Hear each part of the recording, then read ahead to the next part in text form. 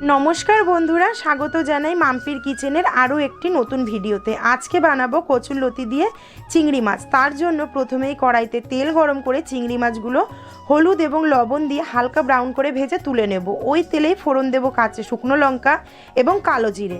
ফোড়নটা ভাজা ভাজা হয়ে গেলে কচুরলতি দিয়ে খুব ভালো করে মিডিয়াম টু লো ফ্লেমে কচুরলতিটাকে খুব ভালো করে ভেজে নিয়ে তার মধ্যে কাঁচা লঙ্কা এবং গ্রেট করে রাখা পেঁয়াজ দিয়ে খুব ভালো করে ভেজে নরম হয়ে এলে উপর থেকে দিয়ে দেব লবণ, হলুদ, লঙ্কার গুঁড়ো দিয়ে আবারও খুব ভালো করে এপিট ওপিট করে কষে নিয়ে এই রান্নাটা পুরোটাই পেঁয়াজের রসে হয়, দুর্দান্ত হয় খেতে।